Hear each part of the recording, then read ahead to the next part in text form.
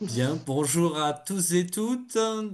Soyez le bienvenu à cette masterclass sur les nouveaux programmes de français du cycle 1, 2 et 3 qui est proposé par le réseau MLF Monde ce soir en partenariat avec notre académie, une de nos académies partenaires. Et j'ai le plaisir de présenter, d'accueillir mesdames Isabelle Cholat et Charline Martinet qui vont se présenter elles-mêmes et qui nous font le plaisir de répondre une nouvelle fois à notre invitation pour nous aider à s'approprier ces nouveaux programmes puisque je vous le rappelle, une première présentation des programmes de mathématiques a eu lieu le 13 mai, si ma mémoire est bonne. Voilà. Et sans plus attendre, donc je vais laisser la parole à Isabelle et à Charline qui vont se présenter et puis qui démarreront ensuite leur présentation. Merci, Monsieur Veillé. Merci au réseau MLF Monde de nous convier à partager ce temps avec vous. Donc moi, je suis Isabelle Cholat, je suis inspectrice de l'éducation nationale dans le premier degré sur l'Académie de Poitiers et la circonscription de Poitiers-Est. Et en plus du pilotage de cette circonscription, je pilote également le groupe départemental mathématiques, notamment, et ce partenariat avec la mission laïque française m'a permis de participer à des formations, d'animer des formations en Espagne et en Italie. Voilà, donc peut-être il y a des collègues de ces endroits-là ce soir. En tout cas, je les salue fort. Moi, je suis Charline Martinet, inspectrice sur la circonscription de Poitiers-Nord, en charge pour le département de la Vienne de la mission maternelle et de la mission langue vivante. Comme Isabelle, j'ai pu participer à des missions dans le cadre du partenariat avec la MLF en Espagne, en particulier Tenerife, et sur le réseau Égypte. Je salue les collègues qui sont là parce que je sais que des collègues d'Égypte avec qui on communique encore sont présents. Mais je suis ravie de tous vous rencontrer ce soir parce que c'est vrai que le temps mathématique, il y a peut-être 15 jours, je crois, était fort intéressant. On espère être à la hauteur et vous apporter des choses intéressantes ce soir. En tout cas, on a essayé d'œuvrer pour. Donc on va commencer, si vous le voulez bien. Alors, on a remis le début, mais on va passer assez vite. C'est au cas où certains privilégieraient plus les maths ou le français pour retrouver les liens. Donc ici, des nouveaux programmes, donc pas de surprise.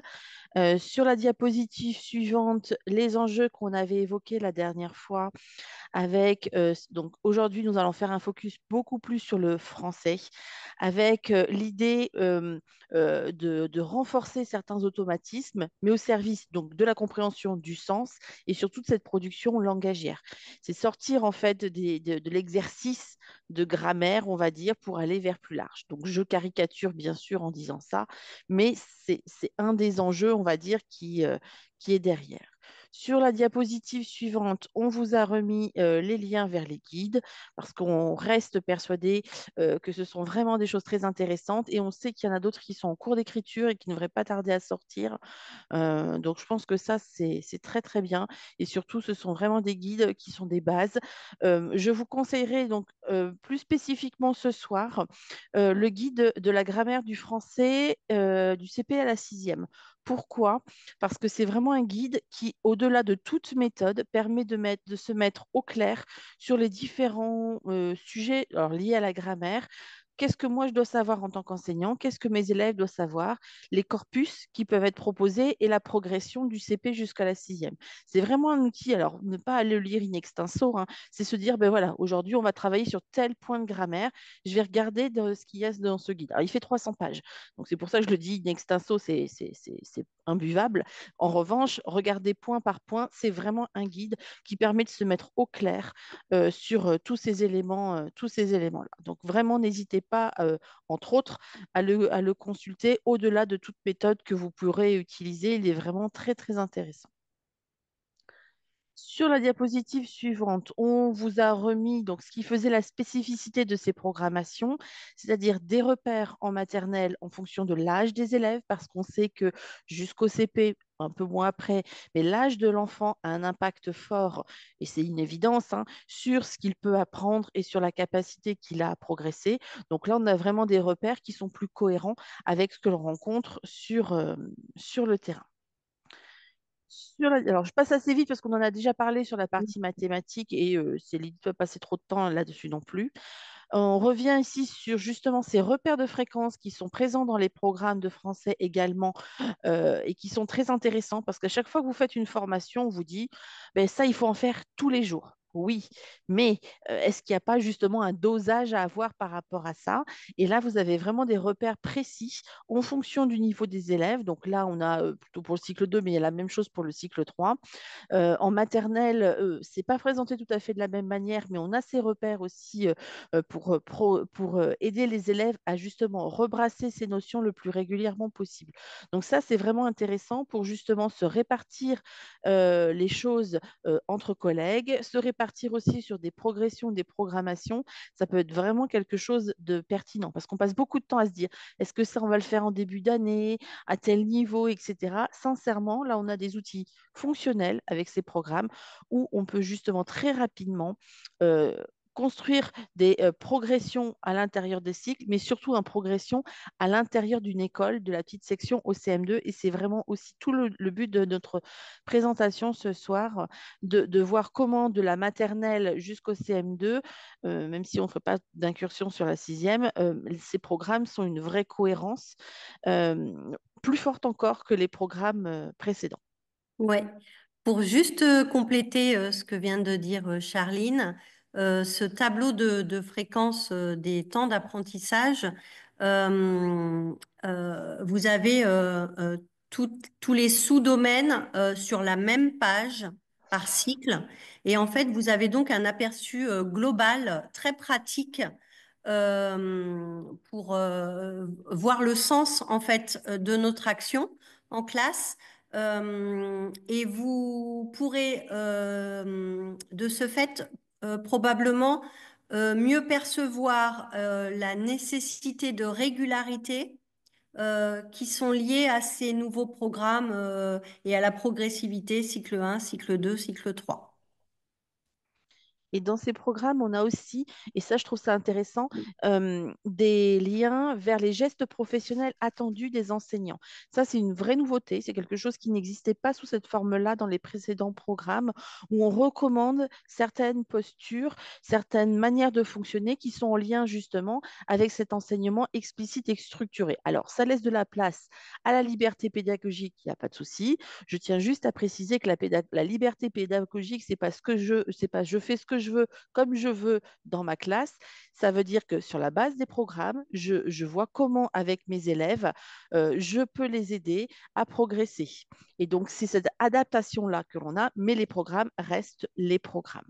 Et ils sont malgré tout aussi pour vos élèves à l'étranger une base assez forte pour justement construire cet enseignement. On reviendra un tout petit peu plus sur justement ce lien avec l'aspect allophone d'un certain nombre de vos élèves quand ils arrivent en petite section et sur cette spécificité qu'ont une grande majorité de vos élèves qui ne parlent pas français parfois chez eux ou en tout cas qui n'ont pas forcément toujours cette culture. Ce n'est pas la majorité forcément selon les secteurs, mais en tout cas sur certains secteurs, ça peut l'être. Donc, c'est vraiment enseignement explicite et structuré, quelque chose qui est très, très, très présent sur ces nouveaux programmes. On en a parlé un petit peu la dernière fois, et là, on voulait revenir un petit peu dessus. Juste redire encore que les 4 modalités d'apprentissage en maternelle sont toujours présentes. C'est-à-dire que là, on a vraiment un focus mathématiques et français, on va dire pour faire court, mais euh, les programmes tels qu'ils existent maintenant en maternelle, enfin précédemment en maternelle, l'introduction reste la même et les autres domaines d'apprentissage restent les mêmes. C'est vraiment ces deux domaines-là qui ont évolué. Donc, on a voulu, suite aussi aux questions précédemment, refaire un petit focus sur l'enseignement explicite et structuré. On en avait un petit peu parlé, mais on voulait en reparler un tout petit peu ce soir à l'aide de la diapositive précédente pour refaire un tout petit focus, mais assez rapide, sur les deux courants, alors qui ne sont pas antagonistes, hein, mais qui sont cohérents, on va dire, l'un avec l'autre, mais qui, dans les deux cas, s'appuient aussi sur tout ce qui va être la métacognition et le métalangage. Parce que les élèves ont besoin de comprendre ce qui se passe dans leur tête, entre guillemets, pour comprendre et apprendre. Alors, si on peut juste avancer sur la diapo suivante. Parfait. Ah oui, j'avais mis une petite animation. Bon, on va avancer. Donc, sur les chercheurs canadiens, dont le plus connu reste Steve Bissonnette, on insiste, même s'il y a des évidences, hein, sur le rôle important de l'enseignant dans la phase évidemment de planification et dans les différentes phases euh, de déploiement en fait de cette démarche-là. C'est une démarche qui insiste beaucoup de partir de la tâche la plus simple vers la tâche la plus complexe. Alors c'est vrai que cette démarche-là vient un petit peu percuter, moi je dirais, ce qu'on nous a appris, moi à l'époque c'était l'IUFM, donc ça date un petit peu, sur la démarche socio-constructiviste. Je pense que cette démarche peut être vraiment très intéressante aussi, mais elle va mieux fonctionner avec certains élèves qu'avec d'autres. Et là, la recherche a montré que cet enseignement explicite, tel que l'ont présenté nos collègues canadiens, en tout cas renforcer nos collègues canadiens, est quelque chose qui, sur les élèves plus en difficulté, a vraiment un impact très intéressant. Ce qui est important, ce sont des étapes structurées avec cette phase de modelage, après une phase d'accompagnement et une phase en autonomie et des rétroactions justement au fur et à mesure. Donc, il y a vraiment, alors ça c'est aussi commun un peu avec les chercheurs français, ce lien, cette explicitation, c'est pas que expliquer, hein, c'est vraiment expliciter le lien entre l'activité et l'objectif d'apprentissage pour pas que les élèves justement restent sur j'ai fait, j'ai fait, j'ai fait, mais qu'est-ce que j'ai appris? Et ça s'appuie sur des interactions et des retours fréquents et adaptés, d'où l'expertise de l'enseignant. C'est-à-dire que l'enseignant, à toutes ces étapes-là, doit pouvoir aider par des feedbacks, en tout cas des retours, aider l'élève à se situer. Et c'est là où je ferai un peu le lien avec le courant des chercheurs français qui reprend cette idée d'expliciter les conditions de réussite des tâches ou de la tâche par l'élève. Comment j'ai fait pour réussir?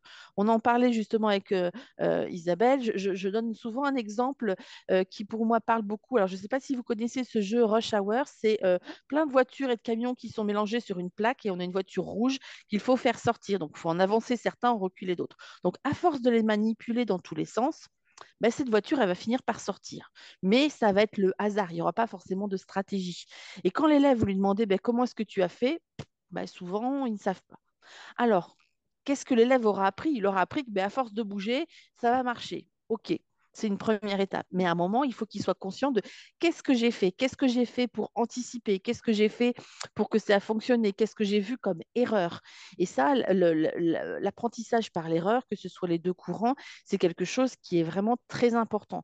Je me suis trompée. Pourquoi? Qu'est-ce que ça m'a appris? Qu'est-ce que ça nous apprend? Et comment je fais pour ne plus faire cette erreur? Et donc ça, c'est vraiment ce travail de verbalisation de l'enseignant qui va guider l'action. Alors donc ça, c'est vraiment dans les deux et qui va expliciter collectivement ces conditions de réussite. Et ça, c'est vraiment ce qui marque, on va dire, un peu plus le courant français, qui ne s'appuie pas sur des étapes aussi structurées que le courant canadien, mais qui est vraiment très intéressant également. Pour faire le lien avec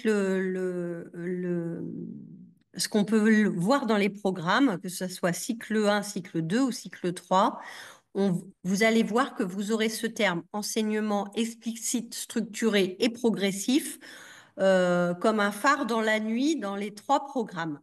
D'où notre intervention, voilà, pour redire que de notre point de vue, les deux courants ne s'opposent pas, mais qu'ils visent tous les deux, en tout cas, à mieux faire réussir les élèves, et je crois qu'on est tous là pour ça. Dans les programmes, on a indiqué que le rôle de l'enseignant, les gestes professionnels associés sont indiqués.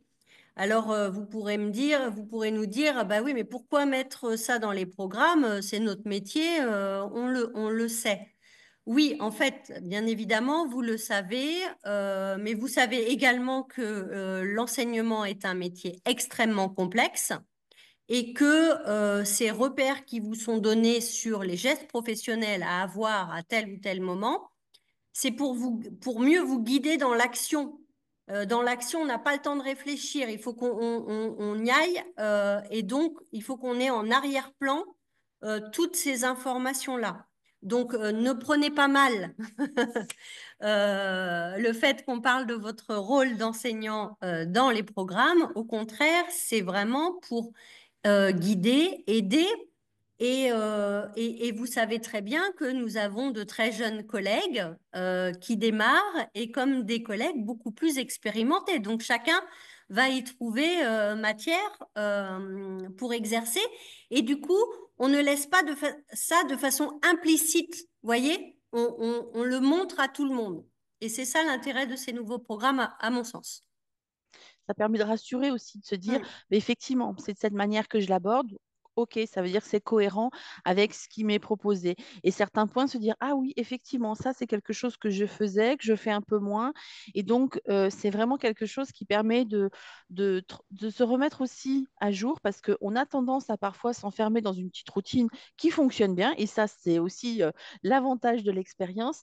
Et on n'a pas le temps, il faut être sincère aussi, parfois, de se remettre à jour sur plein de choses. Là, au moins, on a un outil, et c'est pour ça que je redis fonctionnel, parce que je trouve qu'il permet d'être efficace. Les guides sont très intéressants, mais ils demandent un certain temps pour les lire. Mm. Donc là, les programmes, de toute façon, on n'a pas le choix que de les lire. Donc au moins, c'est aussi, par exemple, sur les programmes de maternelle, ils regroupent beaucoup de choses qui ont été dites dans les guides. Alors de manière plus synthétique, forcément, mais en tout cas, on voit ce lien plus fort entre les guides et les programmes et les exemples de réussite et ces repères par cycle, parce que c'est vraiment une attente, comme l'a dit Isabelle, sur nos collègues qui démarrent dans le métier, et on en a de plus en plus avec différents types de statuts, et qui ont besoin justement de ne pas perdre de temps à rechercher ces repères dans différentes publications, dans différents sites. Donc là, au moins, on a des repères précis. Vous trouverez sur cette page en bas le lien vers une note du Cézanne, alors qui date un tout petit peu, elle est de 2022, mais qui reprend des éléments pardon, très intéressant sur l'enseignement explicite et structuré. Canopé, on a fait une réécriture récente par l'intermédiaire de l'Académie de Versailles, mais vous retrouverez déjà les bases de ce qu'est l'enseignement explicite. On a voulu aussi, sur la diapositive suivante, revenir sur un point qui est aussi une évidence, mais on aime bien les évidences avec Isabelle, sur l'idée que évaluer permet de mieux différencier. Alors, évaluer, bien sûr, vous le savez, ce n'est pas que l'évaluation sommative, c'est aussi toutes ces évaluations quotidiennes que l'on fait avec les élèves pour qu'ils comprennent ce qu'on attend d'eux. Parce que ça, c'est quelque chose qui est extrêmement implicite, que nous, on sait exactement ce qu'on attend de nos élèves, mais pas eux, pas forcément eux. Et ça, c'est Mm. vraiment quelque chose qu'il faut leur donner à voir. Ça, c'est important, ça l'est moins. Parce qu'on ne peut pas, sur certaines tâches, je pense à la résolution de problèmes ou à la production d'écrits, avoir un niveau d'exigence haut sur tout. Ce n'est pas possible, ce n'est pas gérable pour tous les élèves. Donc, se dire, eh bien, effectivement, sur le travail qu'on va mener là, on va se focaliser vraiment sur ça. Ça, ben, je vais le prendre en charge ou là, on le travaillera un petit peu moins, mais notre regard, ce que j'attends de vous, c'est que vraiment sur ce point-là, on le travaille ensemble. Et effectivement, ce qui est mis aussi dans le chat, ces critères de réussite, c'est vraiment ce qui donne à l'élève à voir de ce qu'on attend de lui. Par exemple, sur un travail en graphisme, par exemple, graphisme et écriture, vous savez que ce n'est pas la même chose. Un graphisme, qu'on tourne le rond dans un sens ou dans un autre, ça n'a pas d'importance. On t'entraîne à faire une forme ronde, mais quand on écrit, effectivement, on va privilégier un sens parce que c'est un sens qui est plus efficace dans notre écriture française. Ce n'est pas le cas dans toutes les écritures, donc c'est aussi important de le préciser parce que vous avez des élèves dans vos écoles qui ont des modes d'écriture qui ne sont pas qui n'ont pas les mêmes repères que les nôtres. Donc, c'est important de le dire qu'effectivement, pourquoi on le fait tourner dans ce sens-là et pas dans un autre? Pourquoi parfois on lève le crayon et pas? Donc, tous ces éléments qu'on va leur donner à voir pour comprendre ce qu'on attend d'eux, ça va aider les élèves à focaliser leur attention et surtout s'engager dans l'activité.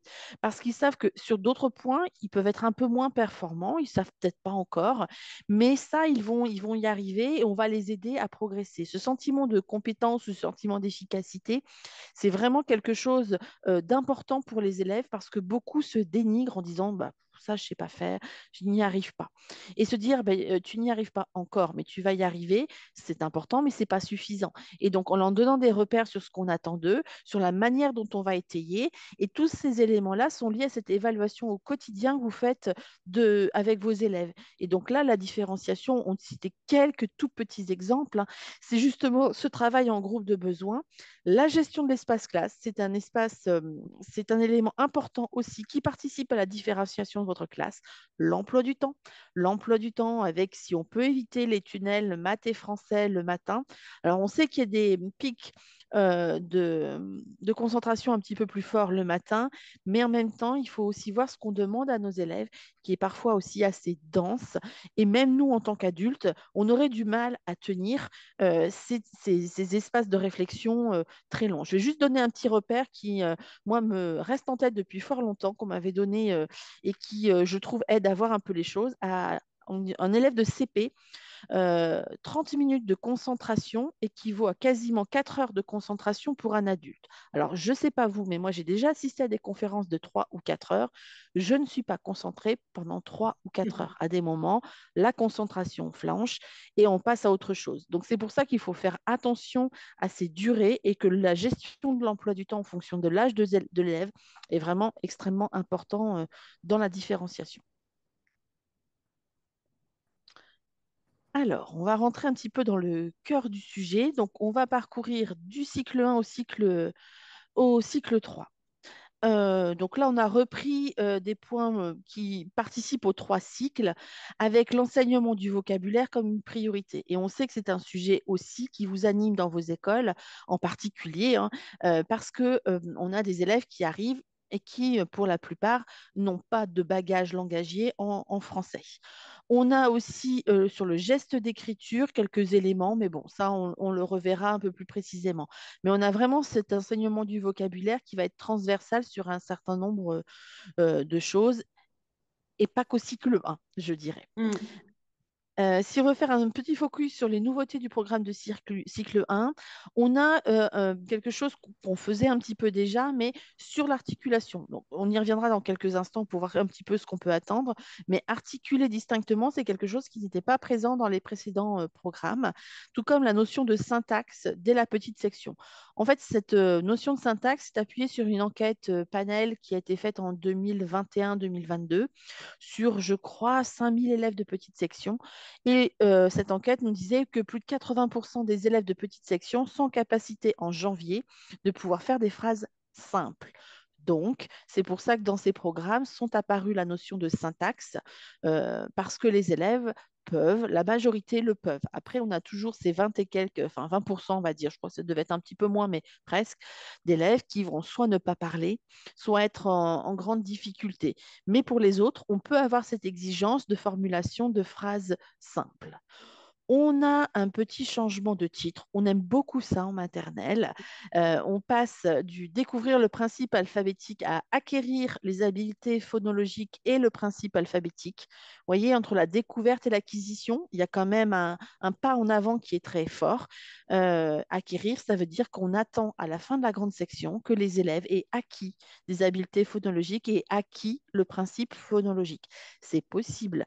Alors, effectivement, il va y avoir des décalages entre les élèves, mais ils sont en capacité, la plupart des élèves, d'acquérir le principe alphabétique. De nombreux pays, on apprend la lecture dès l'âge de 5 ans.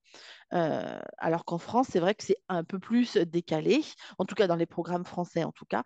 Mais là, on réaffirme la place de la maternelle, non pas comme une petite école élémentaire, mais vraiment comme une école maternelle qui va permettre aux élèves d'acquérir ces habiletés.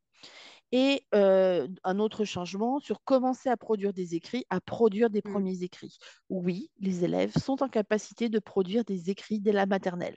Alors, avec différentes modalités, comme bien sûr la dictée à l'adulte, mais aussi les essais d'écriture. Les élèves, dès la moyenne section, en étant bien sûr accompagnés, et en grande section de manière quotidienne, sont en capacité de produire, alors, des écrits, soyons modestes, hein, ça va être au début une syllabe, simple, un mot simple, d'aller chercher dans les repères que l'on a autour de soi dans la classe, d'où l'importance des affichages, des mots qu'ils connaissent. Je ne sais pas, lundi, il y a plein de sons que je ne sais pas écrire, mais je sais que, par exemple, près du tableau, je vais avoir les étiquettes des jours de la semaine que je vais pouvoir utiliser pour écrire ce mot. Ça fait partie de la manière dont les élèves peuvent produire des premiers écrits.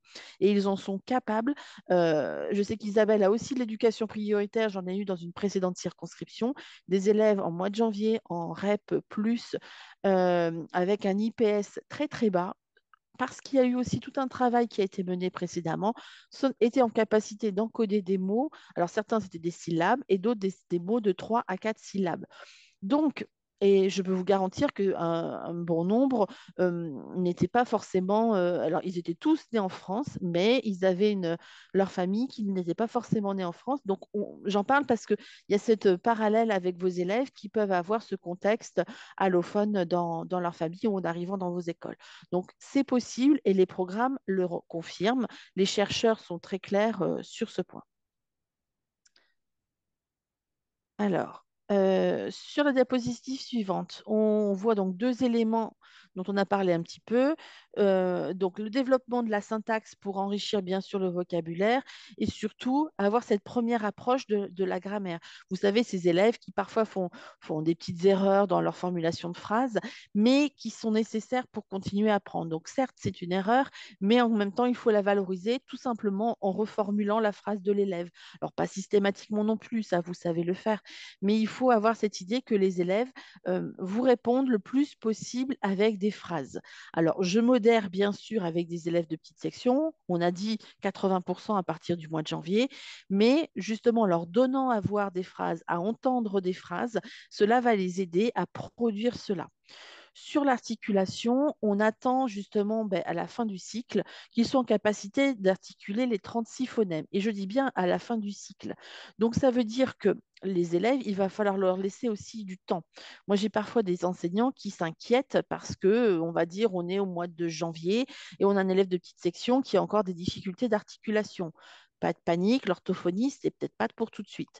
Donc, c'est pour ça qu'il y a vraiment cette idée de s'adapter. Et donc là, dans les programmes, il y a vraiment cette idée de s'adapter aux élèves allophones et aux capacités physiologiques de l'enfant. On l'a dit, en fonction de l'âge des élèves, ils ne vont pas avoir les mêmes capacités, ça va venir aussi. Donc, laissons-leur le temps. La maternelle, certes, elle est exigeante, mais c'est aussi pour laisser le temps aux élèves d'apprendre et de comprendre et de construire petit à petit ces propos de plus en plus structurés sous forme de phrases. Donc, soyez exigeants sur les réponses des élèves quand ils sont en capacité de le faire pour dire, essaye de faire une phrase, même si c'est une phrase simple, même si ça prend un petit peu de temps, c'est important. Et donc là, ça peut être important que ce soit vous qui le fassiez. Plus ils sont jeunes, plus la reformulation de l'enseignant est importante, mais la reformulation par l'élève ou par d'autres élèves peut aider cela.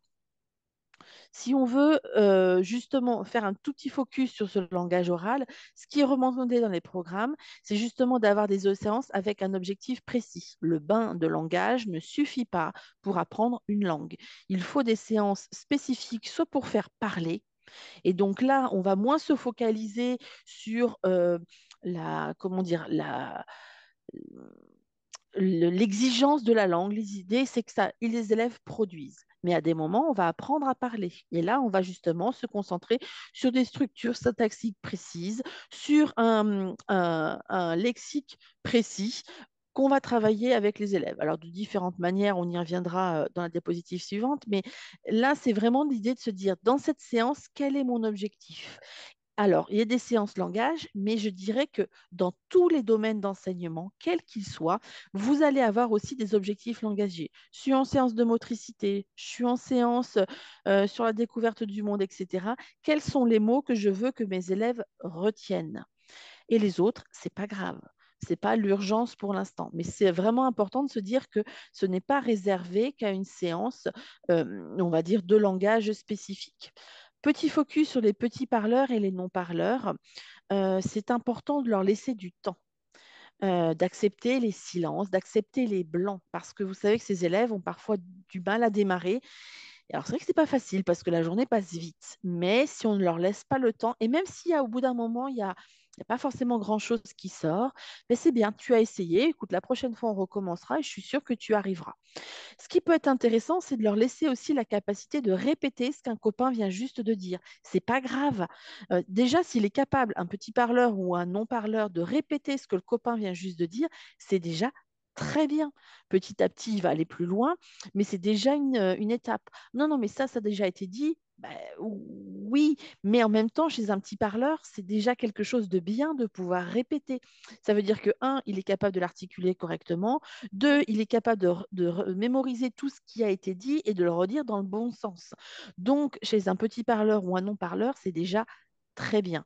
Et c'est important aussi d'avoir des groupes hétérogènes parce que ces élèves-là, il faut leur donner à voir des modèles. Alors, le modèle que vous êtes en tant qu'enseignant, mais aussi le modèle de leur père pour les aider à progresser. Petit focus aussi sur l'articulation. Attention, alors l'articulation, on ne va pas faire des séances, on n'est pas orthophoniste, enfin en tout cas moi je ne le suis pas. On va plutôt au quotidien avoir cette vigilance auprès des élèves de reformulation. On va éviter quand même les séances explicites et structurées pour une fois. Mais en tout cas, on va avoir une vigilance au quotidien sur la prononciation des élèves et sur leur capacité à progresser. Donc, comme je vous l'ai dit, en petite section, pas de panique. On va regarder un petit peu ce qui s'y passe, même s'il faut faire attention aux élèves qui parfois auraient une tétine.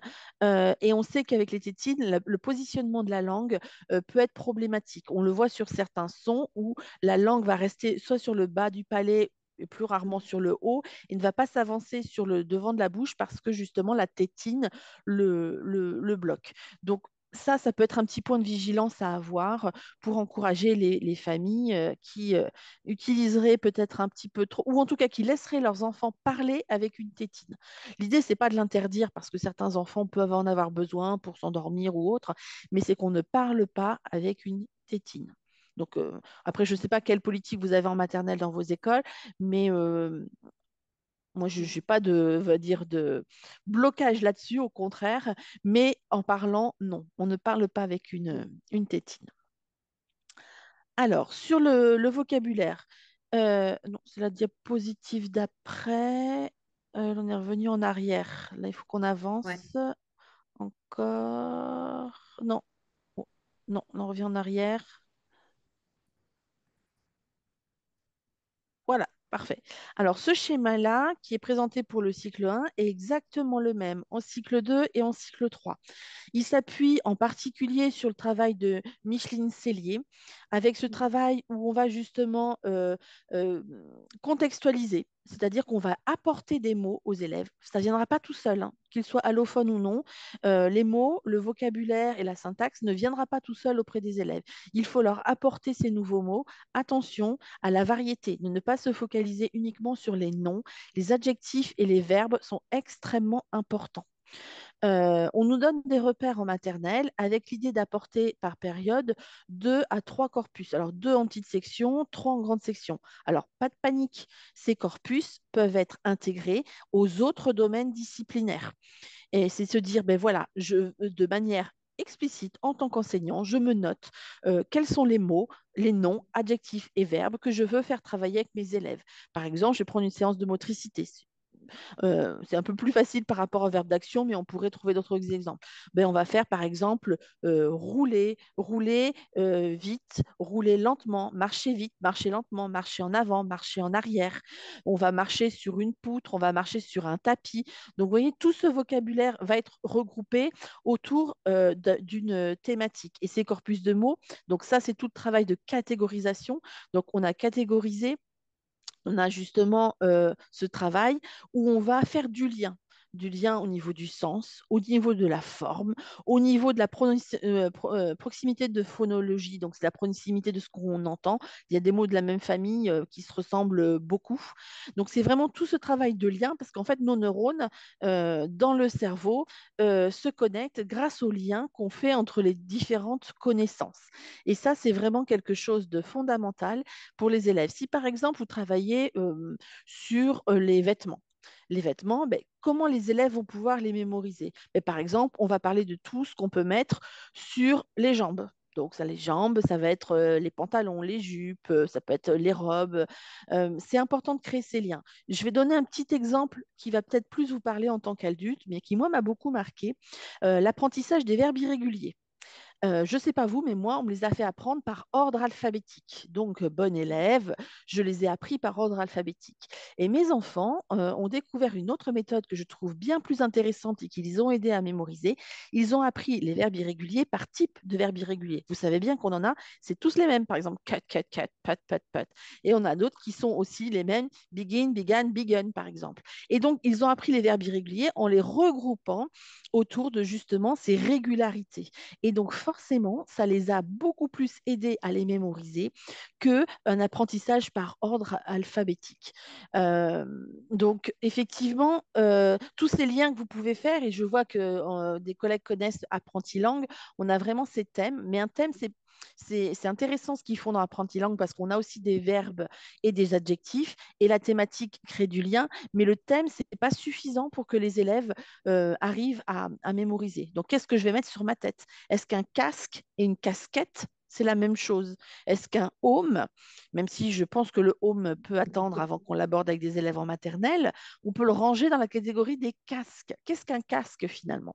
Donc, vous voyez, tout ce travail qu'on fait autour des mots peut avoir aussi du lien avec leur langue.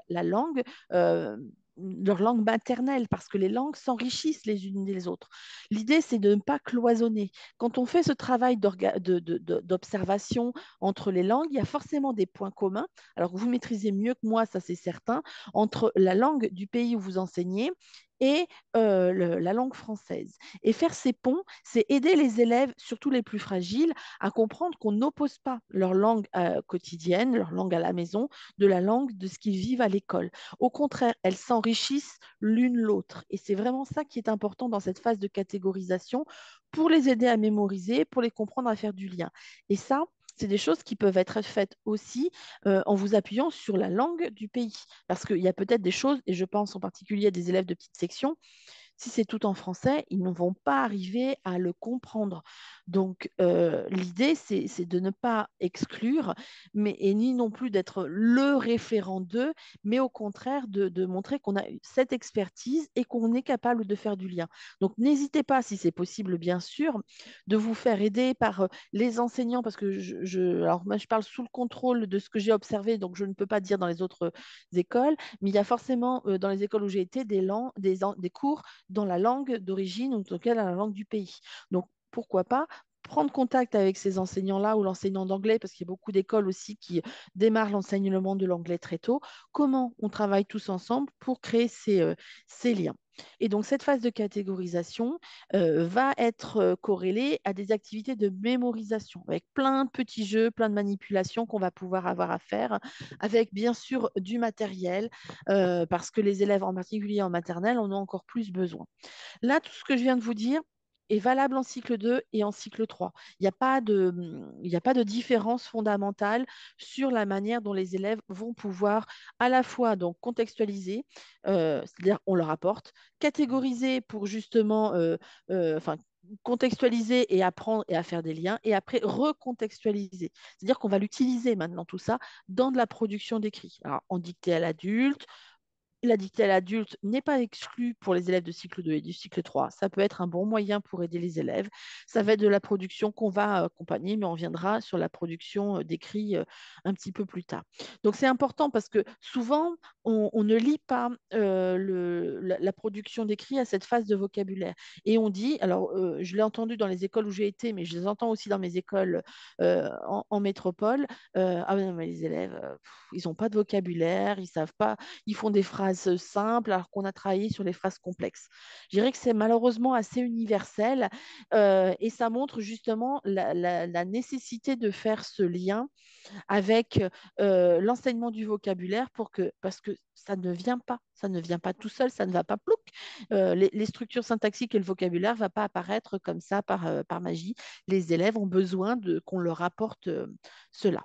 Et donc en maternelle, on recommande évidemment ce travail tous les jours et plusieurs fois par jour. Alors, ça peut prendre plusieurs modalités. L'idée, c'est pas forcément d'avoir systématiquement des séances, mais d'en avoir au moins une par jour. Et après, c'est toutes les activités d'entraînement et de catégorisation qui peuvent se faire au quotidien. Et après, on va avoir cette activité de contextualisation. Donc, je ne vais pas en parler plus parce que on pourrait passer beaucoup de temps, ne serait-ce que sur cette diapositive. Mais en tout cas, dans les programmes, sur l'acquisition du vocabulaire, comme ça a pu vous l'être dit en introduction, on voit que c'est vraiment quelque chose de fort.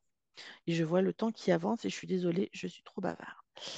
Donc sur la diapositive suivante, le passage de l'oral à écrit, se préparer à apprendre à lire. Donc non, c'est encore après. Non, là vous reculez.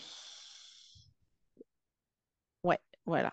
Donc là, on revoit des éléments bon, qui ne sont pas forcément une nouveauté, même si on les a nommés différemment, avec la découverte et la connaissance des lettres.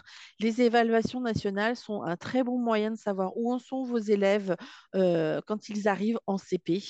Et la découverte de différentes formes d'écrit, au moins une fois par jour, dès la petite section. C'est pas parce qu'ils ne sont pas en capacité de lire et d'écrire qu'il ne faut pas familiariser les élèves avec le monde de l'écrit, avec donc la lecture d'une histoire, d'un texte documentaire euh, varier voilà, les écrits, que ce soit en cycle 1, en cycle 2, cycle 3. Il n'y a pas qu'un type d'écrit et c'est important que les élèves puissent le voir. Donc, dans la petite flèche en dessous, on voit différents éléments sur ben, l'espace, sur les modalités variées, mais on en a déjà un petit peu parlé, donc je ne vais pas forcément en parler beaucoup plus pour qu'on ait le temps de. Sur le geste graphique et la copie. Alors ça, c'est pareil, hein. L'entraînement au geste graphomoteur, c'est du cycle 1 au cycle 3.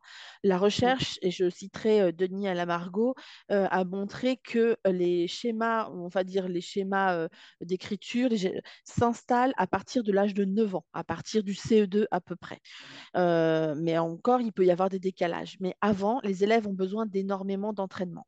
Donc, le geste graphique, attention, c'est dans tous les sens, avec la main droite et la main gauche. Ça peut être intéressant, même si ce n'est pas la main dominante, d'écrire et d'essayer de tracer des choses avec l'autre main. Ça permet de prendre conscience aussi d'un certain nombre de choses. Quand on est dans l'écriture, là, en revanche, on va être plus précis sur des contraintes spatiales et des normes à respecter. Et la copie, ça s'apprend. Ce n'est pas automatique. On voit des élèves, en particulier en CP, qui lèvent énormément de fois la tête, c'est-à-dire qu'ils copient lettre par lettre, parce qu'ils n'ont pas mémorisé encore les mots. Et donc, copier aide à apprendre à mémoriser les mots. Copier aide en orthographe et en grammaire également, à comprendre effectivement. Je n'ai pas besoin de regarder le S, par exemple, sur les chiens parce que je sais que j'ai vu le petit mot lait, donc je sais qu'à la fin de chien, il y a forcément un S. Donc, vous voyez le lien entre copie et grammaire et orthographe. Donc, ça s'apprend. Il y a des stratégies de copie qu'on va aider à apprendre aux élèves. Et je pense que jusqu'au cycle 3, c'est important de continuer à faire ce travail-là.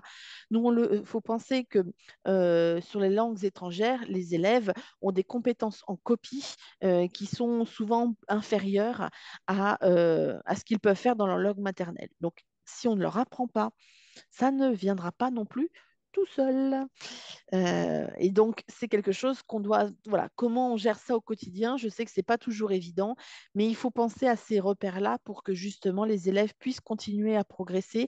Et c'est vrai qu'en CE2, souvent, on le fait un peu moins, ces entraînements-là, mais on voit qu'on en a encore besoin parce que les élèves n'ont pas encore acquis tous les patrons moteurs à développer dans le geste graphique. Voilà, Denis donc Alamargo, pour compléter, il nous dit que ce geste d'écriture et tous les fondements qu'il y a derrière autour à la fois du geste, de l'orthographe, de la planification, de la rédaction, etc., cet apprentissage dure jusqu'en quatrième au moins. c'est pour vous dire tout le travail que l'on doit mener absolument le plus tôt possible, de façon extrêmement régulière. Et alors, derrière ça, il y a aussi peut-être quelque chose à remettre un peu en question, ce sont les photocopies.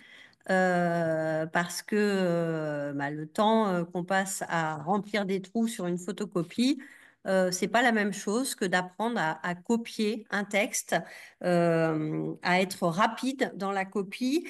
Et en même temps, comme le disait Charline, de mieux fixer des notions qui ont été étudiées. Il nous faut du temps. Notre cerveau a besoin de temps et ce temps, quand on écrit, il le prend et on fonctionne bien avec notre cerveau.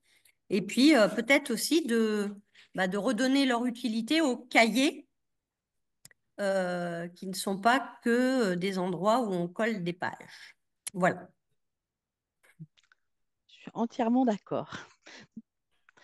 Voilà, donc c'était un balayage, je pense, un peu rapide. C'est vrai que sur le vocabulaire, j'ai pris un tout petit peu plus de temps parce que c'est vraiment quelque chose qui est très présent. Mais en tout cas, je vous encourage à lire le guide vert là, sur l'enseignement de la lecture et de l'écriture, qui est très intéressant sur justement en grande section. C'est un des guides verts. Et vous avez le guide alors, qui est un peu plus enfin, récent. Il doit avoir maintenant 3 ou 4 ans sur l'enseignement du vocabulaire. Il est toujours d'actualité, il fonctionne très bien. Vous avez des séances et des séquences qui sont présentées à la fin du guide, qui sont vraiment très, très, très riches. Et si vous voulez aller plus loin, alors moi j'avoue que j'ai plutôt regardé ses conférences à Micheline Cellier. Elle a sûrement dû écrire des livres très, très bien, mais j'avoue que je n'avais pas forcément le temps, mais elle fait des conférences, il y en on trouve plein sur le net qui sont passionnantes. Alors, elle jargonne parfois un petit peu, mais on comprend quand même bien ce qu'elle dit et son travail est vraiment très, très intéressant. Donc, c'est pour vous donner voilà, un petit repère, mais que vous connaissez sûrement déjà. Donc, on va enchaîner avec le cycle 2 et le cycle 3. Ouais. Alors, juste pour, en guise d'introduction, on a effectivement passé du temps sur le cycle 1, mais c'est aussi pour vous montrer la place de la maternelle comme élément fondateur de la scolarité de l'élève et qu'en fait, ce qu'on peut dire en maternelle, on peut le dire en cycle 2 et en cycle 3, alors que ça soit en français ou en mathématiques. Là, il y a 15 jours, quand on a parlé des mathématiques, on a fait référence au fait qu'en en maternelle, on travaille un peu le socle. Vous voyez ce que je veux dire? La base. Et en fait, si les bases sont solides, on va pouvoir construire les fondements de la langue française à l'oral et à l'écrit. Et c'est vraiment cette continuité que l'on veut vous faire comprendre ce soir sur ces domaines-là. Donc oui, on va travailler de la même façon, en fait, au travers de ces programmes, les 5 activités langagières. Je pense à la lecture, je pense à l'écriture, mais je pense aussi à l'oral et à l'oral sous différentes formes. L'oral en termes de comprendre, compréhension d'un énoncé oral, en termes de production, parler soit en continu de quelque chose ou aussi parler en interaction avec d'autres personnes. Et en fait, au travers de ces 3 focus, l'oral, la lecture et l'écriture, eh bien, nous avons le reste des sous-domaines, sous-compétences du français, de la langue française, que sont la grammaire, l'orthographe et le vocabulaire. D'accord? Donc, le focus, c'est vraiment comment on assoit les compétences en termes d'oral, de lecture et d'écriture de nos élèves en cycle 2 et en cycle 3, avec l'aide des autres composantes qui contribuent à développer ces compétences langagières et linguistiques. Donc, bon, dans l'organisation des programmes, on va dire que, voilà, on retrouve ce que je viens de vous dire là, lecture, écriture, l'oral, et puis ensuite, Vous voyez par contre quelque chose de très important il faut que vous reteniez. Le vocabulaire, c'est un domaine par lui-même et la grammaire et l'orthographe sont mises ensemble dans un autre domaine. Alors ça, c'est pas anodin parce que ça veut dire que ce qu'on a indiqué en cycle 1 sur le vocabulaire, eh bien, on le retrouve très fortement en cycle 2 et en cycle 3, et que si c'est une partie indépendante, c'est justement pour insister sur son importance. Bien sûr, il y a des liens entre le vocabulaire, la grammaire et l'orthographe. Si j'avais à classer un petit peu, j'aime bien les genres cartes mentales, etc. Je mettrais l'orthographe au milieu parce qu'il y a des liens vers la grammaire et vers le vocabulaire. Et comme ça, on comprend mieux ce qu'il y a derrière. Si je prends l'orthographe, vous savez bien qu'il y a des règles d'orthographe grammaticales, d'où le lien avec la grammaire. Et il y a aussi l'orthographe lexicale que l'on doit faire apprendre à nos élèves. Et donc, on retrouve le travail sur le vocabulaire, sur le sens des mots, sur leur écriture, sur l'étymologie. Et d'un autre côté, en grammaire, sur les chaînes d'accords, dans le groupe sujet, avec le groupe verbal, etc. Ce qu'on veut, c'est montrer le lien même si c'est cloisonné hein, dans les programmes, de montrer les liens qui existent en fait entre ces différents sous-domaines du français, de façon à permettre aux élèves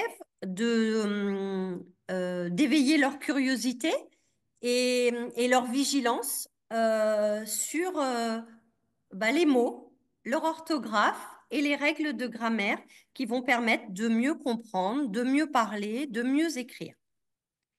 Voilà. Est-ce qu'on peut... Voilà.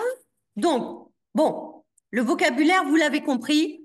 Je crois que s'il y avait une chose à retenir de ce soir, c'est vraiment l'énorme focus mis sur l'enseignement du vocabulaire. En fait, ce que l'on peut remarquer dans les classes, nous, quand on y va lors de nos visites, c'est que les enseignants euh, effectivement, portent leur attention sur le vocabulaire et à le développer chez leurs élèves. Mais il n'y a pas d'appui visuel qui reste souvent qui reste de ce travail-là. Et donc, on revient sur un enseignement explicite, structuré et progressif. Comme Charline vous l'a présenté en cycle 1, on a exactement le même processus qui est qu'on doit identifier de façon très claire des objectifs précis sur le vocabulaire.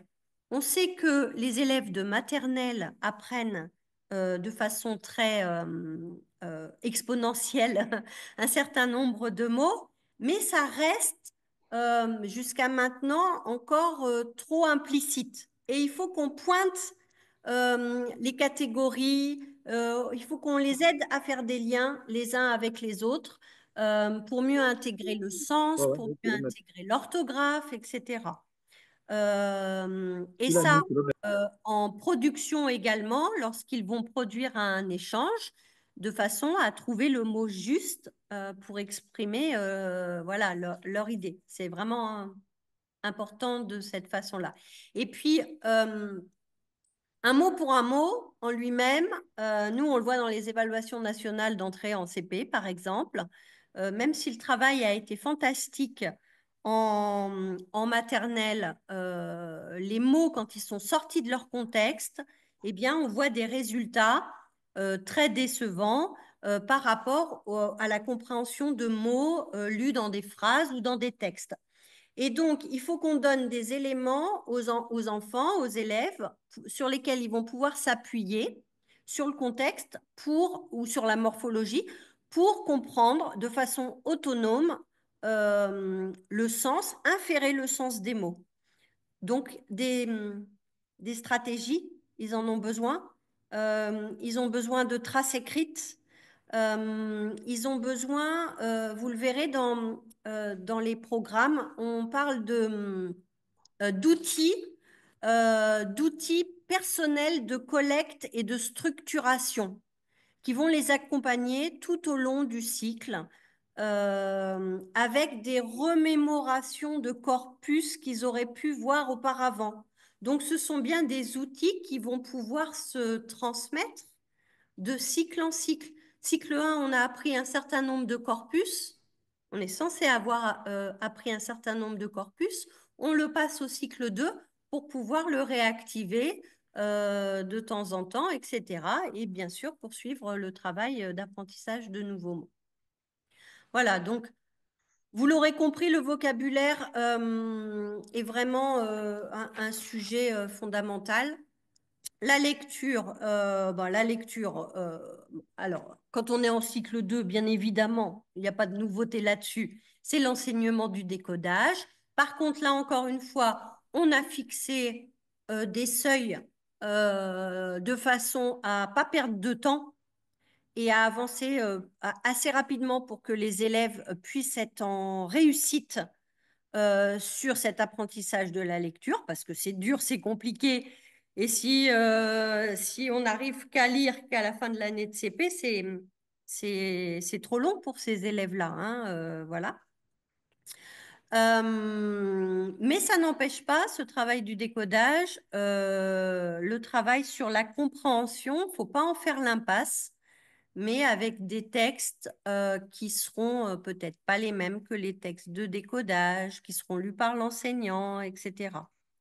Là, vous savez, cette enquête qui avait été faite par Roland Guagou il y a quelques années et qui est le fondement de ce travail-là. Si on continue, l'écriture. Alors, on vous en a parlé de l'écriture avec Charline. Et comment on prépare l'entrée dans l'écriture? L'écriture, c'est tout ça, tout ce qui est matérialisé sur ce schéma et tout doit concourir à l'activité d'écriture de nos élèves. On ne peut pas se satisfaire de dire, ah, mes élèves, ils ne savent pas écrire. Vous voyez ce que je veux dire? Il faut qu'on se donne les moyens en temps de les faire écrire. Donc, on doit travailler le geste graphomoteur en veillant à la tenue du crayon, en veillant à la tenue sur la chaise, la table, etc. On doit veiller aussi à apprendre à copier, comme l'a dit Charline. J'ai référence à des travaux de Sylvie Seb, qui, il y a quelques années, avait écrit un guide pour apprendre des stratégies d'écriture. Ça s'appelait Scriptum. Voilà, mais peut-être qu'il y a des nouveautés. Je ne sais pas. La dictée, effectivement, permet bah, vous voyez, le lien avec l'orthographe, c'est fondamental, des dictées assez quotidiennes. Et la production d'écrits, des écrits courts, des écrits dans toutes les disciplines, des écrits de travail. Des écrits de travail. Et les écrits de travail, ce ne sont pas des écrits normés. Ce sont les mises en mots des idées des élèves. Et justement, ça nous permettra d'être un point d'appui, une évaluation un petit peu de là où ils en sont, une évaluation formative de là où ils en sont. Si on continue, alors pour le cycle 3, le principe qui est réaffirmé, c'est effectivement la lecture, avec un objectif central dans ce cycle-là, qui est bien évidemment de continuer à travailler l'autonomisation du déchiffrage, parce que c'est encore loin d'être le cas. Hein. On attend en fin de cycle 3, en gros, 120 mots par minute, lecture de 120 mots par minute à l'entrée en sixième, en gros. Et il y a des élèves qui en sont encore très, très loin. La lecture à voix haute et l'interprétation aussi théâtrale, par exemple, de textes. Mais si vous deviez retenir une chose, moi je dirais que le gros sujet en cycle 3, c'est la compréhension. Et du coup, en fait, l'ensemble des activités de lecture concourent à la compréhension. Quand j'apprends à lire avec fluidité, j'apprends en fait à comprendre les règles sous-jacentes de la ponctuation, des groupes de souffle, etc., qui vont me permettre de mieux comprendre. Et l'appui sur l'interprétation théâtralisée de certains textes est importante pour faire comprendre de façon expérientielle aux élèves ce qu'on essaye de leur inculquer. On va jouer avec la langue, donc. Euh, L'important, c'est de se focaliser, comme dans tous les autres domaines, sur le cheminement, sur les réflexions et sur comment est-ce que j'ai fait pour apprendre ce que j'ai appris. Voilà, c'est vraiment fondamental. Juste un tout petit focus sur ces repères par rapport au nombre de mots minutes. Ce sont des repères.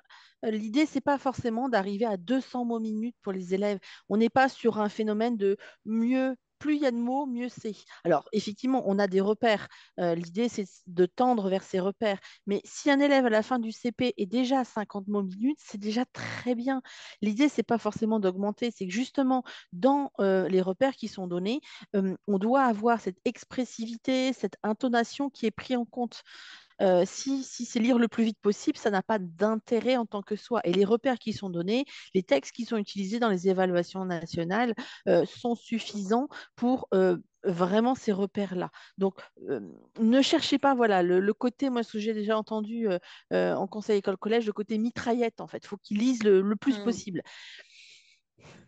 Ben, c'est pas que ça. C'est pas que ça, et Non. heureusement, et heureusement. Et c'est vraiment justement au service du sens. C'est vraiment cette réaffirmation des programmes. Alors pareil, hein, c'est une évidence, hein, mais tout ça doit aider les élèves à se débarrasser en fait de cette technique qui prend beaucoup de place en cycle 2, qui est le déchiffrage, pour justement consacrer plus de ressources à la compréhension de l'implicite et de l'explicite. Donc, si on n'a pas cette fluidité-là, ben, les élèves sont plus en difficulté pour justement rentrer dans la compréhension. Donc, on a cette espèce de vase communicant. Et comme l'a dit Isabelle, hein, en cycle 2, on ne va pas avoir les mêmes textes pour travailler la compréhension que les textes que pour le déchiffrage. Et la compréhension, on va justement pouvoir s'appuyer sur tout le travail qui est fait en maternelle, la même méthode, sur le travail de compréhension. En maternelle, les enfants ne savent pas encore lire et pourtant, on travaille la compréhension. Donc, on va utiliser ces textes bien plus intéressants parce que les textes pour travailler le décodage en termes de compréhension, bon, Oui. voilà, c'est un peu limité. Mais en même temps, leur objectif, c'est pas cette priorité-là, c'est vraiment le décodage. Donc, il faut bien vraiment distinguer les deux. Et on a pas mal de méthodes qui parfois proposent deux ouvrages, un ouvrage pour le décodage et un ouvrage pour la compréhension. Alors, l'idée, c'est pas forcément d'acheter les deux, mais de se dire que on ne va pas travailler ces deux compétences-là avec les mêmes textes, en tout cas en cycle 2. Donc, on travaille en cycle 3 les procédures de compréhension, de copie, etc. Vraiment, on a mis l'accent dans ces nouveaux programmes sur comme je le disais, le chemin qui est parcouru pour arriver à un résultat. Souvent, quand on interroge les élèves, ils vous disent, j'ai réfléchi dans ma tête. Eh bien là, c'est justement l'idée de mettre des mots sur qu'est-ce qu'ils ont dans leur tête. Voilà, et je crois que c'est vraiment ça qu'il faut retenir pour n'importe quel domaine, en fait, en français ou en mathématiques. On axe beaucoup sur les stratégies et on les rend visibles, compréhensibles pour tous les élèves. Et en ça, on souhaite vraiment faire réussir tous les élèves du coup, hein, parce que ce ne sont pas seulement les élèves qui sont dans un milieu qui a compris les implicites du milieu scolaire, voilà, qui sont visés, mais vraiment l'ensemble des élèves. Et après, comment on utilise tout ça au service de l'oral, l'écriture et la lecture. Et Voilà. donc, juste pour renforcer ce qu'a dit Isabelle, on voit bien que dans ce qu'on vous a présenté cette semaine sur le français et la semaine dernière sur les mathématiques, que la notion de stratégie et de procédure est vraiment au cœur de ces programmes. C'est pas tant le résultat final qui est important, même si ça l'est, il ne faut pas non Mm. plus le négliger, c'est vraiment tout le cheminement qu'ont suivi les élèves pour arriver à ce résultat final. Et là, l'idée, c'est de se dire comment on accompagne. Et là, si on fait un tout petit focus sur la production d'écrit, l'idée, c'est qu'à un moment, maîtriser les trois étapes de la production d'écrit en même temps pour tous les élèves, pour certains, c'est inaccessible. Donc peut-être que dans un moment, on va travailler la phase de planification et que peut-être la suite, c'est l'enseignant qui va le prendre en charge. Voilà ce qu'on a planifié dans notre écrit. Voilà, différents écrits. Est-ce que ces écrits correspondent à notre planification? Oui, non. Et là, vous voyez que justement, dans ce travail d'observation et de ce qu'on attend, et on fait du lien, et on prend en charge et on renforce la phase de planification. Donc, on a tendance à vouloir faire traiter ces trois étapes systématiquement par les élèves, mais pas forcément. On peut avoir justement la phase de révision qui peut être traitée par l'enseignant à un Enseignant. moment et pas systématiquement.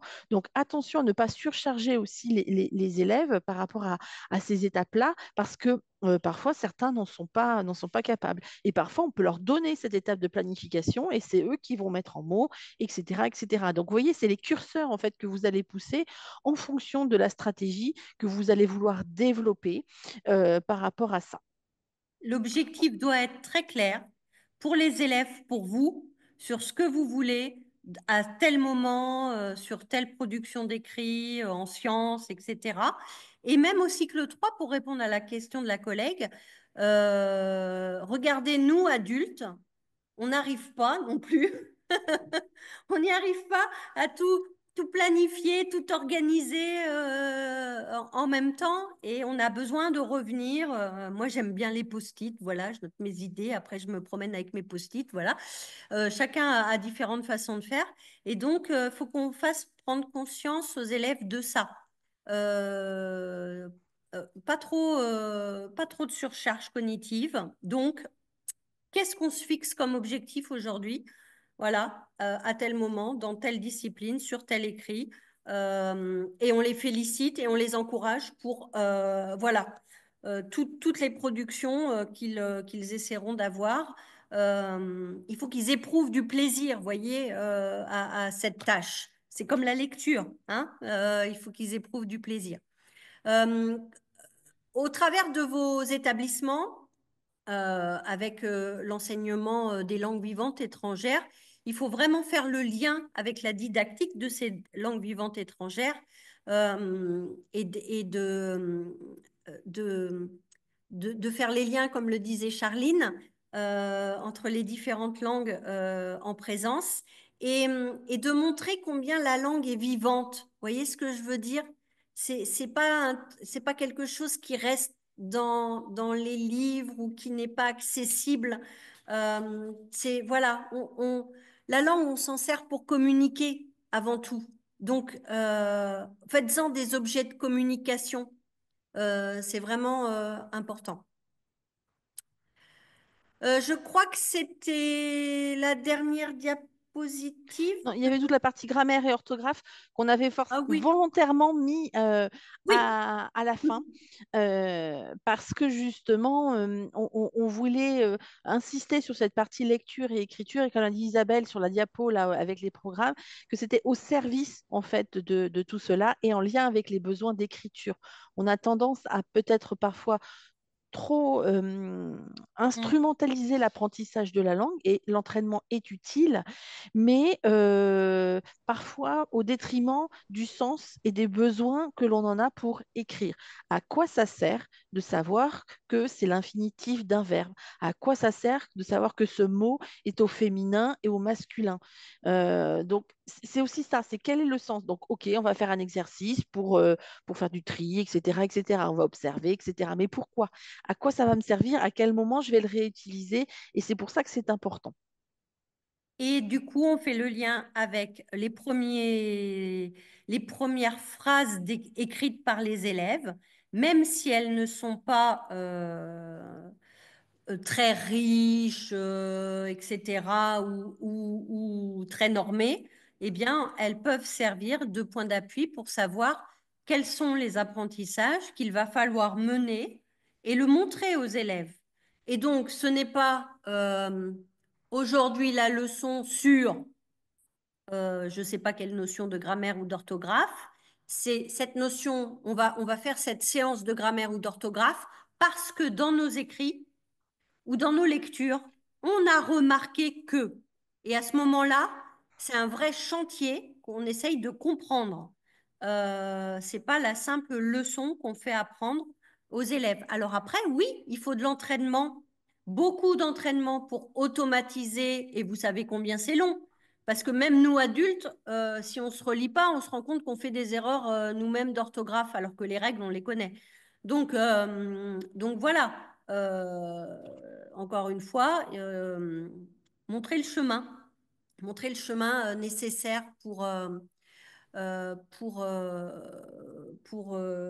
mettre en œuvre, en fait, ces fameuses règles de grammaire et d'orthographe. Elles ne Et se ça, c'est suffisent pas une à elles-mêmes. sensibilisation qu'on peut avoir dès la maternelle. Par exemple, je vais écrire le mot bateau, qui phonétiquement, on va dire, est régulier. Mais à la fin, on entend le son O. Et comment je sais que c'est EAU? Il y a un moment, on le sait par cœur et c'est tout. Mais donc, ben, on va se servir d'un album qui va parler d'un bateau. Ah, ben voilà, on a ce repère-là. Et on va repérer en fait ces régularités. Parce qu'il faut quand même penser que le français, on parle beaucoup des irrégularités, mais il y a quand même beaucoup de choses qui sont régulières. Par exemple, je dis le son I. Il y a quand même plus de chances qu'on l'écrive avec la lettre I que la lettre Y.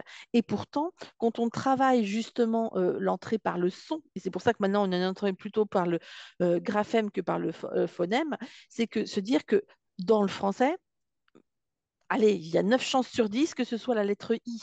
Et un élève qui va justement se dire, bah, je ne sais pas trop comment j'écris ce son, mais il y a bonne chance que ce soit celle-ci, ben, c'est un élève qui aura compris qu'effectivement, l'exception, ce n'est pas la règle. Et on passe beaucoup de temps sur ces exceptions en grammaire et en orthographe, et alors que ce n'est pas forcément ce dont on a le plus besoin. La majorité des verbes qu'on utilise au quotidien sont des verbes du premier groupe. Et parfois, on passe beaucoup de temps sur la conjugaison des verbes du second et du troisième groupe. Donc, c'est pour ça que dans les programmes, on a vraiment fixé, alors c'était déjà un peu présent quand même dans les programmes précédents, la liste des verbes qu'on doit apprendre du deuxième et surtout du troisième groupe en fonction des temps. Parce qu'on passe parfois trop de temps sur certaines choses qu'on va peu utiliser au quotidien avec les élèves.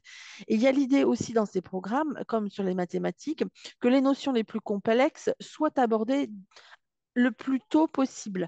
Je pense par exemple à l'enseignement du passé simple, qui est parfois relégué dans certaines méthodes un peu anciennes à la fin de l'année. Et donc, ce qui fait que les élèves fréquentent ce temps qui est complexe peu de temps. Donc, ça peut être intéressant de le travailler, on va dire, sur le second semestre du CM1 pour justement, dès le premier semestre du CM2, réaborder cette notion-là et permettre aux élèves de passer un temps conséquent sur ce temps qui est important en lecture. Parce que on le sait, hein, entre le passé simple et l'imparfait, il y a des notions de temps, de durée, etc., qui sont importantes dans la compréhension de l'histoire. C'est pas tant d'avoir bien mémorisé la manière de conjuguer avec nous et vous, qui est peut-être pas le plus important, en tout cas qui n'est pas le plus utilisé, mais de comprendre pourquoi c'est le passé simple et pourquoi c'est l'imparfait et comment on l'écrit. Donc ça, c'est vraiment quelque chose d'important. Et dans la démarche, si on peut regarder sur la diapositive suivante, qui est recommandée sur le cycle 3, mais qu'on peut comprendre avec les autres, on voit, hein, c'est l'observation, la manipulation, l'institutionnalisation et l'entraînement. La phase d'institutionnalisation, c'est aussi ces repères qu'on va donner aux élèves. On va se mettre d'accord sur ce qu'on a appris et quels affichages, je redis ce qu'a dit Isabelle, pensez que vos élèves ont beaucoup de Mm. choses à mémoriser. Comment on soutient cette mémorisation? Quels affichages on enlève dans la classe? À quel moment on les enlève? Qu'est-ce qu'on a comme traces individuelles? Ça, c'est vraiment quelque chose d'important. Il faut se rendre compte de tout ce qu'ils doivent mémoriser et si on ne soutient pas ça, c'est quelque chose qui va impacter leur apprentissage. Et donc là, voilà, sur cette diapo, on reprenait des choses qui ont déjà été dites, Mm. donc c'est pour ça qu'on va peut-être pas, parce que je vois l'heure qui avance, et là qui redit aussi ce qu'on a déjà dit sur travailler sur le sens et pas uniquement le technique, les erreurs, on en a déjà parlé pour continuer à progresser. Ces corpus, alors il y a aussi des Ouais. recommandations sur le cycle 2 et le cycle 3 sur le nombre de corpus, donc ce n'est pas uniquement qu'en français Ces corpus peuvent être en mathématiques, peuvent être en histoire, en géographie, en questionner le monde, etc. Et donc, ces automatismes que vous allez créer vont développer cette autonomie de l'élève qu'on attend en cycle 3. On a été un peu longue sur cette première partie, désolée, mais le sujet est passionnant. Eh bien, merci beaucoup, mesdames les inspectrices. C'était tout aussi passionnant qu'il y a 15 jours. Et j'ai vu qu'il y avait des remarques, des questions dans le chat. Donc, je vous propose qu'on fasse un petit peu le fil et puis qu'on y réponde. Ouais. Alors juste, il y Alors, avait sur les méthodes de lecture. Alors j'en ai pas forcément en tête la qui me viennent, mais j'en ai vu beaucoup qui justement avaient ces deux ouvrages. J'en cherche une là parce que c'est des collègues de Châtellerault qui avaient travaillé dessus, mais le titre me revient pas. Après, je À voudrais pas non moi de plus faire lire. plus de pub. Ah voilà. Bon, tant pis, on fait un peu de pub pour nos collègues. Alors c'est une des méthodes qui avait été développée avec des élèves en REP+. Donc je dirais que c'est comme pour les mathématiques, il n'y a pas de bonne ou de mauvaise méthode. Il y a ce qu'on en fait. Et la priorité, c'est le guide du maître. C'est extrêmement important d'avoir le guide du maître. Alors, je sais que on a un pendant un petit peu de MHM avec MHF, voire un peu Pico, qui ont des méthodes extrêmement structurées dans le temps qui rassurent beaucoup les élèves. Attention à y trouver aussi votre compte et surtout à bien lire le guide du maître. Attention aussi à ces méthodes qui parfois pourraient avoir tendance à laisser beaucoup de place à l'oral. C'est important, mais l'alternance entre les phases orales et écrites sont extrêmement importants, même dès le CP. Alors bien sûr qu'on va les aménager avec des jeunes élèves qui rentrent dans la lecture et l'écriture, mais ça doit vraiment se renforcer et aider les élèves à faire ce lien entre ce que je dis, ce que j'écris, comment je l'écris, quel message après je veux transmettre. C'est vraiment ces allers-retours-là qui sont importants. Donc, si vous devez choisir une méthode, c'est comment en équipe on regarde cette méthode. Qu'est-ce qui, dans le guide nous mettre, nous paraît intéressant, pas intéressant, cohérent par rapport au programme ou pas. Il n'y a pas une méthode, je dirais, c'est compliqué de la conseiller. Attention aux distracteurs, c'est-à-dire des méthodes où il y a beaucoup de dessins. On perd un peu les élèves par rapport à ça. Mais il faut vraiment qu'en tout cas en cycle 2, les textes, les premiers textes sur lesquels les élèves travaillent à raison de 2 correspondances graphophoniques par semaine soient 100% déchiffrables par les élèves. Donc, cette obligation-là font qu'on a parfois un petit manque de variété sur ce qui est Mm. proposé, mais ce n'est pas l'objectif. Donc, les pseudomots à lire, c'est important aussi. Et l'apprentissage de la lecture ne s'arrête pas à la fin du CP, mais pareil, c'est une évidence. Ouais. Je crois que c'est l'Académie de Paris qui avait fait un peu un répertoire des méthodes de lecture pour le CP, il me semble, à vérifier. Paris ou Versailles, ils produisent aussi Mm. beaucoup, hein. c'est Paris, oui. Ouais. Autre question, peut-être? Alors, N'hésitez pas à intervenir en direct si vous le voulez aussi, hein. Soit par le chat, soit en direct. Mm.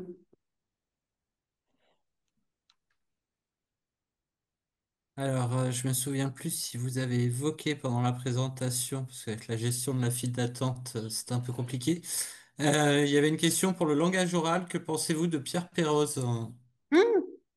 Alors, c'est vrai que c'est pas forcément aussi présent que le travail de Micheline Cellier, mais il est vraiment intéressant, surtout pour euh, euh, éviter d'enfermer les élèves, je trouve, mais alors après, c'est peut-être une interprétation, mais dans un certain format de questionnement, en fait, sur l'oral. Oui, C'est beaucoup plus ouvert, mais ça demande, en termes de préparation par l'enseignant, un travail beaucoup plus spécifique. Donc, on ne fait pas du pérose comme ça. Je pense que c'est important de bien se renseigner et de voir quelle démarche on développe avec les élèves.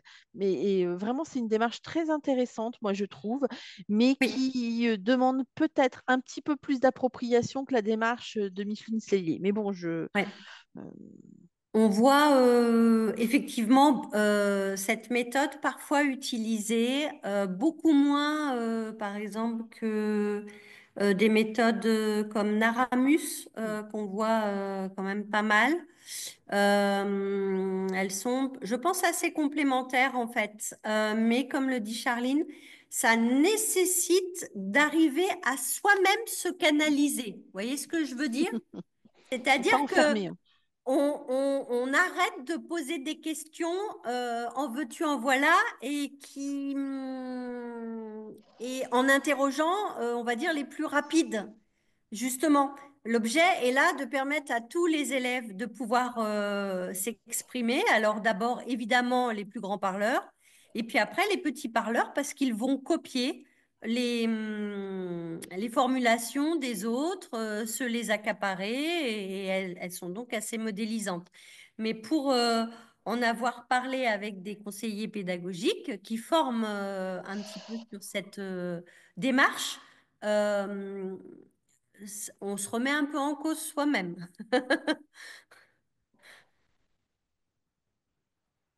C'est exactement ça, c'est un vrai changement de posture, Pérose. C'est pour Mm. ça que c'est très intéressant.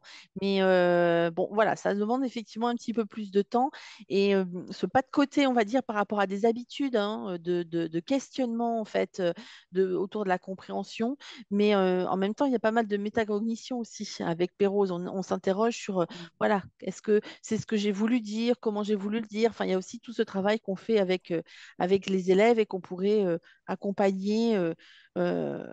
Autrement. Mais enfin, c'est pas orthogonal hein, avec Micheline Sellier, c'est juste une autre manière d'aborder l'enseignement du langage oral avec les élèves. Mais effectivement, il faut là accepter aussi les blancs, accepter les phrases qui sont pas en lien direct avec peut-être ce qu'on avait prévu de travailler. Faut accepter de faire ce pas de côté pour accueillir aussi cette parole-là et savoir comment aussi dans l'instant rebondir, reformuler et accompagner ce qu'on dit les élèves. Mais c'est très, très riche. En matière de langage oral, je pense aussi à Elisabeth Bautier, qui a beaucoup travaillé sur le langage oral, ou à Sylvie Plane, qui doit faire partie du Conseil scientifique de Des l'éducation programmes. Oui. nationale, il me semble. Et je trouve elle nous aiguille bien sur ce sujet-là, sur l'oral. Euh, les interrogations aussi qu'on avait, alors peut-être vous un peu moins, mais sur la place du théâtre, on parlait de lecture théâtralisée, mais faire lire du théâtre, c'est aussi un bon moyen de mettre en œuvre bah, du coup cet oral, hein, puisque c'est vraiment ça qui est derrière. Donc c'est intéressant comme sujet de travail. Euh, pour renforcer aussi l'estime de soi et la conscience de soi des élèves, Et en on lien avec passe les aussi par le compétences corps avec le psychosociales. théâtre. Et Ouais. on le voit beaucoup en maternelle et peut-être un peu moins après, mais le passage par le corps aide les élèves à aussi comprendre parce qu'on peut mimer, on peut, voilà, certaines émotions aussi qui sont Mm. implicites dans un texte. Quand on fait des lectures théâtralisées ou quand on travaille sur ce type d'écrit, ben, c'est peut-être plus facile de les faire comprendre en lien avec peut-être, pourquoi pas, un travail sur les compétences aussi psychosociales, sur les émotions.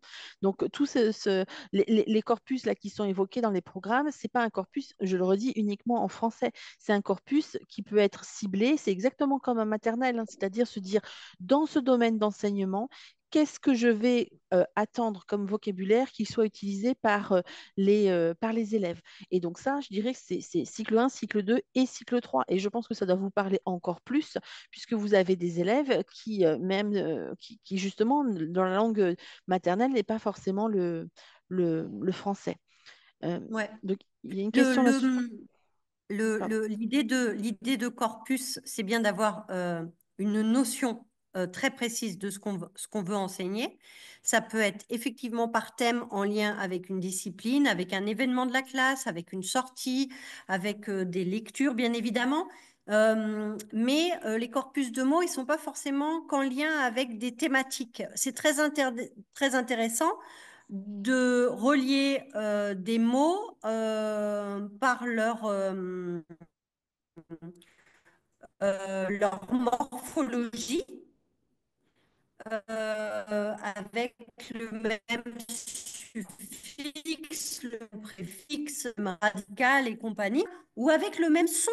En fait, je veux dire, il y a plein de possibilités liées au sens, liées à l'écriture du mot, liées aux thématiques qu'on aborde dans nos différents apprentissages. Voilà. En fait, gardez-le tout le temps en tête. Les mots qu'on utilise pour n'importe quel domaine, on va en garder une trace. Vous savez, il y a toujours des jolis mots on peut travailler sur les jolis mots. Alors moi, il y a un mot que j'adore, c'est sérendipité. Allez savoir pourquoi, je n'en sais rien. Mais celui-là, je l'adore. Vous voyez ce que je veux dire? Ben, les élèves, c'est pareil.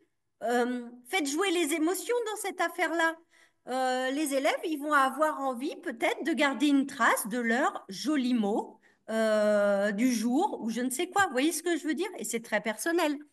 Euh, donc voilà. On n'a pas parlé des fleurs lexicales, mais on pourrait en parler beaucoup, hein. C'est aussi au cœur du travail de Micheline Cellier. C'est ce qui permet aussi d'avoir un affichage qui crée du lien autour d'une thématique. Donc ça peut être une manière justement de le présenter. Et j'aime beaucoup ce que tu dis autour des mots, parce que c'est vrai que la langue française, mais d'autres, enfin les autres langues aussi, mais quand on apprend une langue, on a des mots, on a des écrits, on a des textes qui ont plus qui nous plaisent aussi plus que les autres. Oui. Donc, c'est important de partager ce plaisir qui est réaffirmé justement dans les programmes de cycle 3. C'est que maintenant, les élèves ont acquis une certaine autonomie de la lecture, mais leur donner ce plaisir. C'est pour ça qu'on voit beaucoup le quart d'heure lecture où on est tous en train de lire, on prend le temps de se poser un petit quart d'heure pour voilà, partager ce moment plaisir tous ensemble, même l'adulte, de lire ou faire lire ou de découvrir ensemble un livre et je sais que les écoles ont beaucoup d'idées très riches pour faire vivre ce quart d'heure de lecture et c'est un très beau moment en tout cas. Ouais. Et peut-être une dernière idée. Vous qui êtes dans un milieu francophone, vous connaissez le concours 10 mois, 10 mots. Euh, je pense que cette idée, elle peut être retranscrite à votre niveau avec, je ne sais pas, le 10 mois, 10 mots, enfin, ou vous l'appelez autrement, du vivre ensemble. Mm. Vous voyez ce que je veux dire? Et vous pouvez créer des projets d'établissement, des projets de zone, je n'en sais rien, mais qui travaillent sur ce sujet des mots et comment on se les approprie, comment on permet aux élèves de se les approprier. Ça me semble être un projet certes ambitieux, mais qui pourra faire sens pour donner à voir les apprentissages des élèves dans ce domaine-là. Avoir un répertoire lexical riche, c'est vraiment un plus pour les élèves. Et c'est vraiment peut-être ce qu'il faut retenir de ces nouveaux programmes. Reste le mot de la fin. Ben, je ne sais pas. Ellie, Allez, 18h32, il faut Voilà. qu'on c'est tienne le temps. parfait. Vous avez tenu le temps. Je crois que je vais m'associer à beaucoup de collègues de l'Assemblée pour vous remercier vivement, mesdames. Et puis, je sais que ça sera un plaisir pour vous, mais un plaisir partagé que de se retrouver dans le futur sur d'autres thématiques ou dans un autre contexte. Exactement.